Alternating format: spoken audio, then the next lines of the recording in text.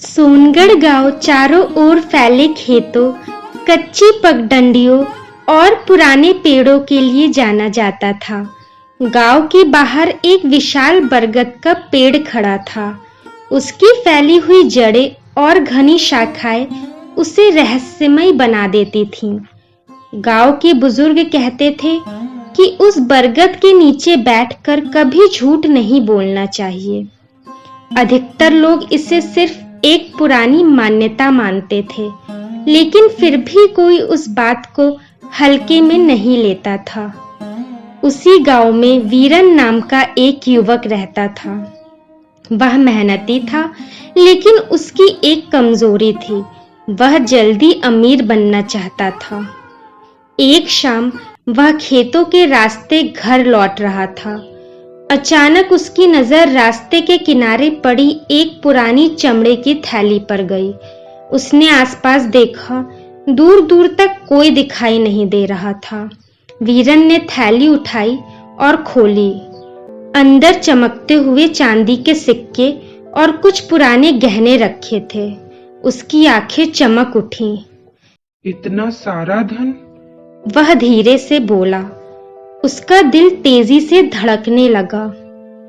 अगर ये मेरे पास रहे तो मेरी सारी परेशानियां खत्म हो जाएंगी। वह थैली लेकर जल्दी जल्दी घर पहुंच गया। घर पहुंचते ही उसने थैली को अनाज के बड़े मटके के पीछे छिपा दिया। रात को भोजन करते समय भी उसका ध्यान उसी थैली पर था। अगली सुबह गांव में हलचल मच गई। चौपाल पर ढोल बजाकर घोषणा की जा रही थी। गौरी अम्मा की एक थैली खो गई है। जिसे मिले वह पंचायत में जमा कर दे। गौरी अम्मा की एक थैली। यह सुनते ही वीरन का चेहरा उतर गया। गौरी अम्मा गांव की सबसे बुजुर्ग और गरीब महिला थी। उनके पति कई साल पहले गुजर चुके थे। लोग बताते थे कि वह थैली उनके परिवार की आखिरी निशानी थी। वीरन कुछ देर तक चुप खड़ा रहा। फिर उसने मन को समझाया। कौन जानता है कि थैली मुझे मिली है। उस दिन पंचायत में मुखिया ने सभी से पूछा, क्या किसी को उस थैली के बारे में कुछ पता है? वीरन भी भीड़ में खड़ा था। मुखिया की नजर उस पर पड़ी। वीरन, तुम कल इसी रास्ते से लौट रहे थे। तुम्हें कुछ दिखाई दिया था? वीरन का गला सूख गया, लेकिन अगले ही पल उसने कहा, नहीं मुखिया जी, मुझे कुछ नहीं मिला। पंचायत खत्म हो गई। सब अपने अपने घर चले गए, लेकिन वीरन के मन में अजीब बेचैनी शुरू हो गई। उस रात वह ठीक से सो नहीं पाया। बार बार उसे गौरी अम्मा का उदास चेहरा याद आता रहा। अगली सुबह वह खेत की ओर निकला। रास्ते में उसका मित्र ध्रुव मिला। ध्रुव ने पूछा, तुम इतने परेशान क्यों लग रहे हो? कुछ नहीं, बस नींद नहीं आई। कोई चिंता है तो बता दो, मन हल्का हो जाएगा। नहीं, ऐसी कोई बात नहीं। ध्रुव चला गया, लेकिन वीरन के भीतर चल रहा संघर्ष बढ़ता जा रहा था। शाम को वह गांव के बाहर उसी बरगद के पेड़ के पास जा पहुंचा। ठंडी हवा चल रही थी। वह पेड़ की जड़ों के पास बैठ गया। तभी उसे बचपन में सुनी हुई बातें याद आने लगी। जो यहाँ बैठकर बोलता है उससे अपनी गलती का एहसास जरूर होता है। वीरन हंस पड़ा। पेड़ भला किसी को क्या सजा देगा?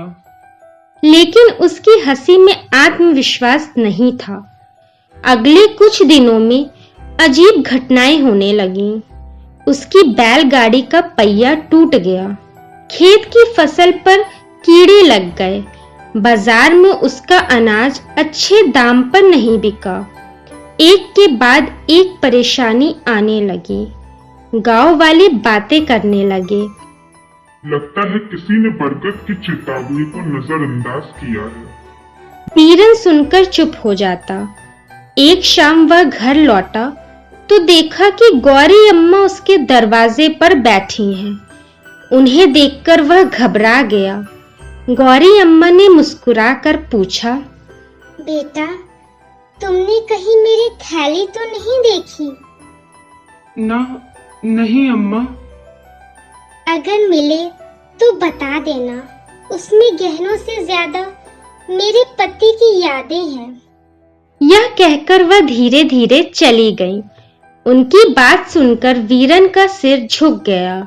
उस रात उसने थैली निकाली। वह देर तक उसे देखता रहा। मैं आखिर कर क्या रहा हूँ? उसके मन से आवाज आई, अभी भी समय है। दूसरी आवाज आई, लेकिन सबके सामने शर्मिंदा होना पड़ेगा। गलती छुपाने से वह छोटी नहीं हो जाती। पूरी रात इसी उधेड़ बुन में निकल गई। अगली सुबह गांव में मेला लगा था। सभी लोग चौपाल पर इकट्ठा थे। वीरन भी वहां पहुंचा। उसके हाथ में वही पुरानी थैली थी। भीड़ देखकर उसके कदम रुक गए। तभी ध्रुव उसके पास आया। क्या बात है? वीरन की आंखें भर आई। मैंने बहुत बड़ी गलती कर दी ध्रुव। कैसी गलती? थैली मुझे मिली थी, मैंने ही छुपा ली थी। ध्रुव कुछ क्षण चुप रहा, फिर बोला, गलती करना बुरा नहीं है, उसे स्वीकार न करना बुरा है। यह सुनते ही वीरन सीधे पंचायत की ओर बढ़ गया। मुखिया लोगों से बात कर रहे थे। तभी वीरन आगे आया। पूरा चौपाल शांत हो गया। उसने कांपते हाथों से थैली सामने रख दी। मुखिया जी, यह थैली मुझे मिली थी। मैंने लालच में आकर इसे छुपा लिया था। चारों ओर सन्नाटा छा गया। मुखिया ने गंभीर स्वर में पूछा, तो तुमने पंचायत में झूठ बोला था? जी हाँ। और अब सच क्यों बता रहे हो? वीरन की आंखों से आंसू निकल पड़े। क्योंकि इस झूठ ने मेरा चैन छीन लिया है। मैं हर दिन खुद से हार रहा था। गौरी अम्मा भी वहां आ गई। उन्होंने थैली खोली। सभी गहने और सिक्के सुरक्षित थे। उनकी आंखें नम हो गई। बेटा, तुमसे गलती हुई, लेकिन तुमने सच बोलने की हिम्मत भी दिखाई। मुखिया ने गांव वालों की ओर देखा। तुम लोग क्या कहते हो? कुछ लोग दंड चाहते थे, कुछ लोग माफी देने के पक्ष में थे। तभी गांव के सबसे बुजुर्ग व्यक्ति वहां आ गए। उन्होंने कहा, जिस इंसान को अपनी गलती का पछतावा हो जाए, वह पहले ही आधी सजा भुगत चुका होता है। चौपाल में सहमति की आवाजें उठने लगी। मुखिया ने फैसला सुनाया, वीरन को कोई दंड नहीं दिया जाएगा, लेकिन आज के बाद गांव में ईमानदारी का उदाहरण बनकर रहना होगा।